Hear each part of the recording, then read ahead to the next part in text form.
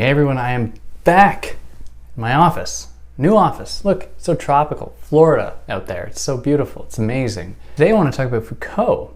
Specifically, I really want to emphasize to you the importance of religion and industry in his work and why he focuses on religion, specifically the church and industry, in the way that he thinks about power, because these are central to his understanding of power.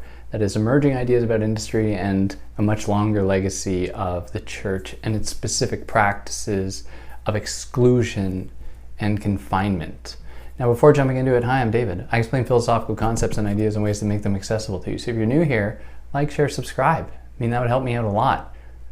You'll see videos I release every single week. Cough, cough. Should be releasing every single week, but my life is quite chaotic at the moment. But go do all those things. You can follow me on other platforms, links for all such things in the descriptions. And yeah, I'm just going to talk about this in terms of discipline, in terms of the prison, and in terms of mental illness and the asylum, specifically how religion and how industry encouraged the creation of these institutions as we know them today. So to begin with Madness and Civilization, specifically his understanding and his writings upon madness, he tells us that the treatment of the quote-unquote mad has gone through a number of different stages. It has gone from the Romantic period under the Renaissance, where there was a kind of fascination with madness, with people considered mad as wielders of an esoteric kind of wisdom. We think here of the Shakespeare, the fool in Shakespeare, who was somebody who held a kind of special power in that setting because of the wisdom that they held by virtue of being ostracized and having a unique vantage point to understand the familial dynamics that the other people couldn't acknowledge, couldn't see, couldn't understand. So in this setting, we're really thinking about this in terms of like the early 1000s, 1400 to 1600, current era, in which we see this treatment of madness take place. Now from there, within the classical age, we see instead a transformation in the way that madness is understood and treated.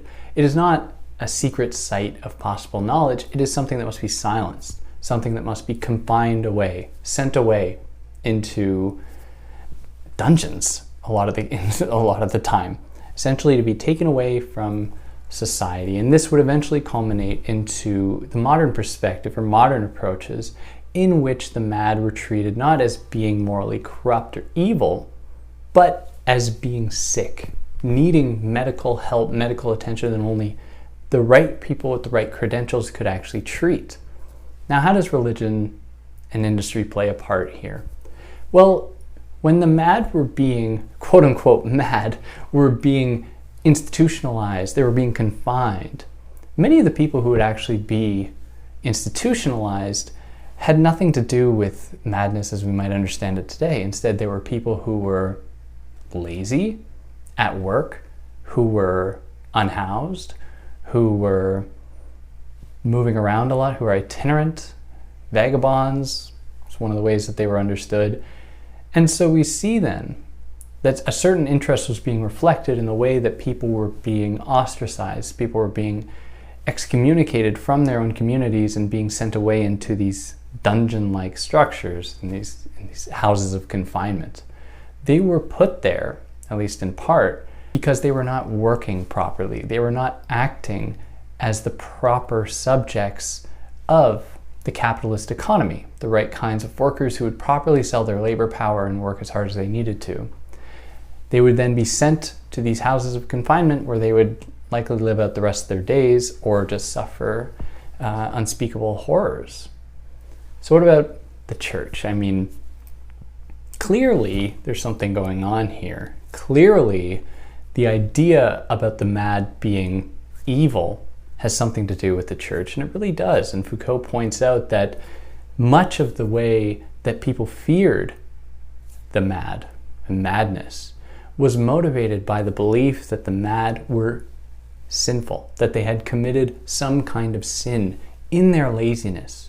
And so we see here that there is an implicit attachment between one's salvation in the potential afterlife, in after living, through one's having worked Hard work makes for a good afterlife. It's a great moniker. It's a great way to convince people to work hard because they are being threatened with the punishment of eternal damnation. And so these people then, being treated in this way, being kind of cast in this way, viewed in this way, would then be associated with a kind of Satanism. They'd be associated with being evil, therefore further justifying their need to be taken out of society, their need to be cured in these spaces, or even if not cured, just simply gotten rid of. So it's important here in this way to understand how industry, how the church motivated the new treatments of mental illness that Foucault identifies in the 17th and 18th centuries in France and in England. Now we see something very similar go on in terms of punishment with the prison, where he identifies that within 18th, 17th century America, when the Quakers in the Northeast were trying to oppose European English practices like the death penalty, what they wanted to do with criminals was not to treat them as something that just be gotten rid of. They believed fundamentally that within every single criminal was the possibility of retribution, a possibility to undo their sins of the past. And so they believed that incarceration, they believed that institutionalization was a way by which to take the criminal outside of what they viewed to be an impure society. They thought that society was the site of impurity, that were making people sick to become like criminals. More specifically, making people evil to act like criminals. So what they needed for the Quakers and their religious influence, what they needed was to be taken away from society and left alone, because that was the only way to furnish really a kind of therapy session with God. It was the only way to have that kind of pure interaction with God, away from the distractions and harms of everyday life, of social life, of city life, of the world. Now, in terms of industry, well, we just need to look at the idea of the panopticon itself. The idea of the panopticon comes from Jeremy Bentham. Specifically, though, Jeremy Bentham's brother owned like docks, I think, or had some stake in docks. And Jeremy Bentham's brother did not like that people were breaking his stuff. And so Jeremy Bentham was like, okay, we got to find a way to control people without necessarily forking out more money in terms of surveillance to have more guards around or whatever. We need to find a way to make people behave without costing us more. And hence was birthed the idea of the panopticon.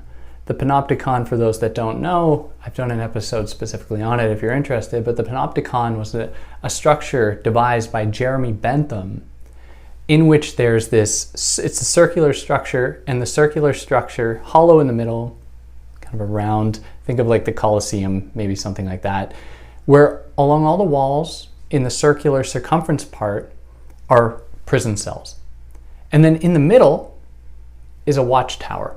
Except the prisoners cannot actually see if there's someone in the watchtower, so they're just left to assume that they're always being watched. And if they step out of line, they'll be punished. And so it doesn't take very long for them to always be fearful of that watchtower. So this very idea of increased surveillance was motivated from a burgeoning industrial economy in which there were these new emerging capitalists, this new emerging bureaucracy, this bureaucratic system, that wanted to keep track of people so that they would keep making their profits. And they wanted to find the best way to maximize surveillance and maximize discipline without costing them more. And hence we get the idea of the panopticon here and the very impetus behind large-scale surveillance that we have today, and locking people away who fight against or who pose a challenge to our current ideas about property, about ownership, about industry, about proper work ethic, or anything like that.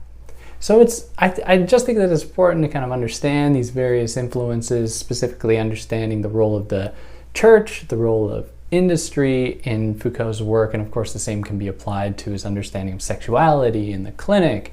If for some reason you really loved what I did here, I can do the same thing for the clinic and for sexuality. Just let me know in the comments. Let me know what you think. Like, do you buy it? Does it conflict with what you already knew about Foucault? Is there something about it that I missed? If you want a more in-depth explanation, I've broken down pretty much all of his texts. So you can go and listen to those if you want a deeper dive into this stuff. But if there's anything I omitted, let me know. But tell me what you think. Like, do you believe it? And on that note, take care.